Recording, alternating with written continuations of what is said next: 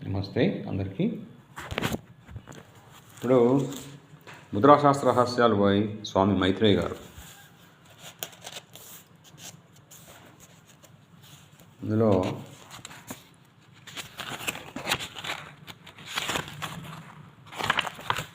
చేతివేళ్ళు పంచతత్వాలు త్రిదోషాలు అధ్యాయం 1. 5 చేతివేళ్లలో ఒక్కొక్కటి ఒక్కొక్క తత్వానికి సంబంధించి ఉంటుంది. చూపుడు వేలు వాయుతత్వం, ఓకే. మధ్య వేలు ఆకాశతత్వం, ఉంగరపు వేలు పృథ్వీతత్వం, చిటికన వేలు జలతత్వం, బొటన వేలు అగ్నితత్వం. బయట సృష్టి వాతావరణంలో పంచభూతాలున్నాయి: గాలి, నీరు, వాయువు, ఆకాశం, అగ్ని. వీటి తత్వాలే మన శరీరంలోనూ ఉన్నాయి.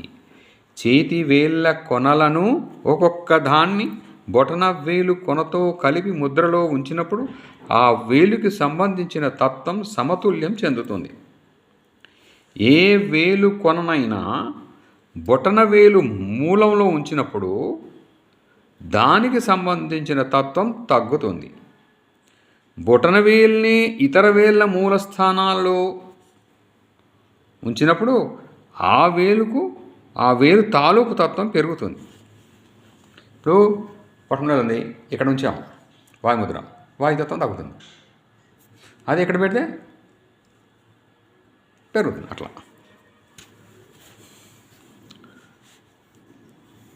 5 వేళ్ళు 5 విభిన్న తత్వాలకు సంబంధించి ఉన్నాయనే విషయం తెలిసింది కదా. ఇక ఆయా తత్వాల ధర్మాలు ఏమిటో, శరీరంలో అవి దేనికి సంబంధించినవో, వాటి విధులు ఏమిటో ఇప్పుడు తెలుసుకుందాం. చూపుడు వేలు తత్వం ఏంటి? వాయుతత్వం. దీని యొక్క ధర్మము బై పనులు ఏంటి? కదలికకు సంబంధించినది వాయుతత్వం. గాలి, గ్యాసు, ఆక్సిజన్, కార్బన్ డైఆక్సైడ్ వాయుతత్వంకు సంబంధించినవి.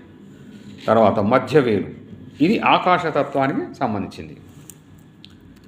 ఇలా ధర్మం పనులు ఏంటి? అవయవాలు, కీళ్ళ మధ్యనున్న శూన్యము, చెవి, ధ్వనికి సంబంధించినది ఈ యొక్క ఆకాశతత్వం. ఉంగరపు వేలు, ఇది పృథ్వీతత్వానికి సంబంధించింది. ఇది ధర్మము పనులేంటి? స్థిరత్వము, ఘన పదార్థ తత్వము, భౌతిక పదార్థం, అవయవాలు, కండరాలు, టిష్యూలు, కణాలు, ఎముకలు, ఇవన్నీ కూడా దేనికి సంబంధించింది? పృథ్వీతత్వం. నెక్స్ట్ చిటికన వేలు, ఇది జలతత్వానికి సంబంధించింది. శరీరంలో 70% ద్రవ పదార్థాలు ఉంటాయి: రక్తము, ప్లాస్మా, లింఫ్ ఫ్లూయిడ్స్, నీరు కదా, ఇదన్నమాట జలతత్వం ఇదంతా. సో బొటన వేలు అగ్నితత్వం, శక్తికి, శరీర ఉష్ణానికి సంబంధించినది, పని, జీర్ణక్రియ, ఇదంతా అగ్నితత్వం అన్నమాట. ఓకే. ఏ వేలు కొననైనా బొటన వేలు కొనతో తాకించి ఉంచినప్పుడు దానికి సంబంధించిన తన్మాత్రతత్వం సమతుల్యం చెందుతుంది. అప్పుడు ఆ తన్మాత్రతత్వం కావలసిన పరిమితులలో అన్ని అవయవాలకు ప్రసరిస్తుంది. చూపుడు వేలు కొనను బొటన వేలు కొనకు తాకించి ఉంచినప్పుడు వాయుతత్వం సమతుల్యం చెందుతుంది. మధ్యవేలు చివరను బొటన వేలు చివరతో కలిపి ఉంచితే ఆకాశతత్వం స్థిరపడుతుంది. ఉంగరపు వేలు చివరను బొటన వేలు చివరతో కలిపి ఉంచితే పృథ్వీతత్వం స్థిరపడుతుంది. చిటికన వేలు చివరను బొటన వేలు చివరతో కలిపి ఉంచి ముద్రలో ఉంటే జలతత్వం స్థిరపడుతుంది. ఇది చూపుడు వేలు.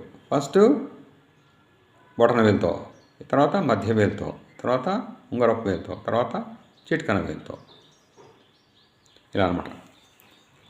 తన్మాత్రతత్వం సమతుల్యం కావడానికి లేదా అణిచివేయబడడానికి లేదా తగ్గించుకోవడానికి ఈ తన్మాత్రతత్వానికి సంబంధించిన వేలుని రెండవ కణువు దగ్గర ఉంచి ఆ వేలు చివరను బొటన వేలు మూలంలో ఉంచాలి. వేలు అమరికలను అలా ఉంచినప్పుడు తన్మాత్రతత్వాలలోని మార్పు ఏమిటో చూద్దాం. రెండవ కణుపు దగ్గర ఉంచి బొటన వేలు మూలంలో ఉంచిన తన్మాత్రతత్వంలో మార్పు. చూపుడు వేలు ఉంచితే వాయుతత్వం తగ్గుతుంది. ఇలా మధ్య వేలుస్తే ఆకాశతత్వం తగ్గుతుంది. ఉంగరపు వేలుస్తే పృథ్వీతత్వం తగ్గుతుంది. చిటికెన వేలుస్తే జలతత్వం తగ్గుతుంది. ఓకే. పృథ్వీతత్వం తగ్గినప్పుడు అగ్నితత్వం పెరుగుతుంది. శరీరంలోని త్రిదోషాలలో సమతుల్యం తీసుకురావడానికి ఈ తన్మాత్ర తంత్రాలలో కావలసిన రీతిలో మార్పులను తీసుకురావడం ముఖ్యం. శరీరంలో వాత పిత్త కఫ దోషాలు ఉంటాయి కదా, అవి సమపాలలో ఉంటేనే శరీరం ఆరోగ్యవంతంగా ఉంటుంది. వీటిలో ఎక్కువ తక్కువలు ఉన్నప్పుడు అనారోగ్యం పాల్పడతాం. అనారోగ్యం పాల్పడతాం అంటే అనారోగ్యంలో మనకు వస్తుంది, అనారోగ్యంలో ఆవహిస్తుంది మనం. అందుకే వాటిని ఎప్పుడు సమపాలలో ఉండేటట్టు చూసుకోవాలి. ఓకే, నెక్స్ట్ కంటిన్యూషన్ చూద్దాం.